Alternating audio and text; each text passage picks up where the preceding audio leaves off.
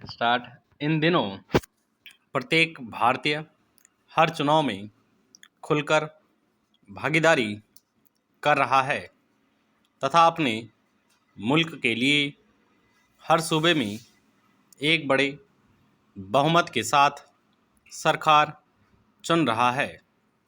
अब वह चुनावों के आर्थिक बोझ को अपने आर्थिक विकास में एक बहुत बड़ी बाधा मानता है।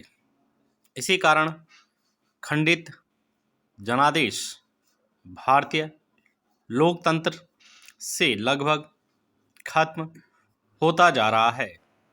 वह अब आर्थिक विकास के नकली दंभ को बिल्कुल भी नहीं रखना चाहता। कारण एक ही है कि 75 वर्ष के इस आज़ाद मुल्क की तकरीबन 3 पीढ़ियों का आर्थिक संघर्ष उनके जीवन में आज भी है। Next para. भारत विश्व का सबसे बड़ा लोकतांत्रिक देश है जिस पर हमें गर्व है, पर यह समझना अत्यंत आवश्यक है कि चुनावों के दौरान प्रत्येक मतदाता पर आने वाली लागत उसके प्रतिदिन के आर्थिक जीवन स्तर की लागत से तुलनात्मक रूप से दोगुनी रहती है। एक रिपोर्ट के मुताबिक वर्ष 2019 के लोकसभा चुनाव के दौरान प्रति मतदाता लागत तकरीबन $8 थी, जबकि उस चुनाव से 4 वर्ष बाद भी देश में प्रति व्यक्ति आय प्रतिदिन के हिसाब से करीब $3 या मात्र 250 रुपये के लगभग ही थी। यह आंकड़ा इस बात को स्पष्ट करता है कि भारतीय चुनाव बहुत महंगे होते जा रहे हैं और इनकी आर्थिक लागत अंततः वित्तीय संसाधनों की कमी के चलते आम नागरिक के विकास में बाधा के रूप में सामने आती है। अब समय आ गया है जब इस बात पर भी गौर किया जाए कि यदि पिछले 75 वर्षों में एक आम भारतीय का जीवन आर्थिक रूप से बहुत अधिक समृद्ध नहीं हुआ है, तो इस संदर्भ में कुछ समस्याओं का जिक्र अमूमन होता है। मसलन जनसंख्या में बढ़ोतरी, लगातार बेरोजगारी, बढ़ी हुई महंगाई, कृषि क्षेत्र पर अधिक निर्भरता व गुणवत्तापूर्ण शिक्षा की कमी। पर अब इन सब में देश के विभिन्न चुनावी खर्चों को भी क्यों न शामिल किया जाए। देश के पहले आम चुनाव में प्रति मतदाता चुनाव लागत 60 पैसे थी, जो वर्ष 2004 में 17 रुपये हो गई। यह लागत वर्ष 1985 तक 2 रुपये प्रति मतदाता रही। यहाँ यह जिक्र करना भी आवश्यक है कि वर्ष 1952 के पहले आम चुनाव के दौरान देश में कुल मतदाताओं की संख्या तकरीबन 17 करोड़ के आसपास थी, जो 2019 के लोकसभा चुनाव में बढ़कर करीब 90 करोड़ हो गई।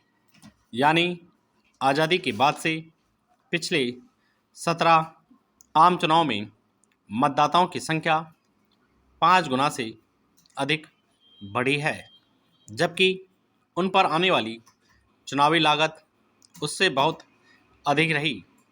विभिन्न रिपोर्टों के मुताबिक 2019 में हुए चुनाव पर कुल 55,000 करोड़ रुपए खर्च आया था, जबकि वर्ष 1952 के पहले आम चुनाव में यह लागत करीब 11 करोड़ थी।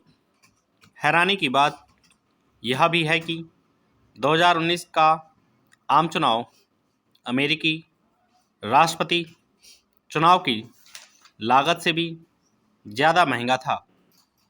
बीते दिनों जब 5 राज्यों के चुनाव का परिणाम आया तो यह बात एक बार फिर से देखने को मिली कि किसी भी राज्य में खंडित जनादेश नहीं था। दूसरी बात यह कि आम आदमी के विकास के संबंध में बनाई गई योजनाओं को, जिन्हें चाहे लोक लुभावन योजनाएं या रेवड़ियां बांटने जैसे मुहावरों से जोड़ा जाए, जनता का समर्थन मिला। तो इसका मतलब है कि आम व्यक्ति बुनियादी ढांचे के विकास के इतर भी अपने व्यक्तिगत जीवन में कुछ सुविधाएं चाहता है। चुनाव में मतदाता आर्थिक सोच से ही प्रभावित होता है, न कि किसी अन्य उद्देश्य या नैरेटिव से। मैक्स पैरा इसमें भी दो राय नहीं है कि आर्थिक रूप से सजग रहने के बावजूद एक आम मतदाता चुनाव में हर बार धोखा खाता है। ऐसा न हो कि लगातार बढ़ रही जीडीपी को आम व्यक्ति अपने आर्थिक विकास का मुख्य आधार मानने लगे और अमीरी गरीबी के बीच खाई लगातार बढ़ती चली जाए। यह बात और अधिक दर्द देती है जब पांचवी बड़ी अर्थव्यवस्था बनने के बावजूद प्रति व्यक्ति आय में बढ़ोतरी के लिए हम 2047 तक की समय सीमा निश्चित करते हैं और यह सपना देखते हैं कि आज़ादी के 100वें वर्ष में तो हम विकसित मुल्क बन जाएंगे।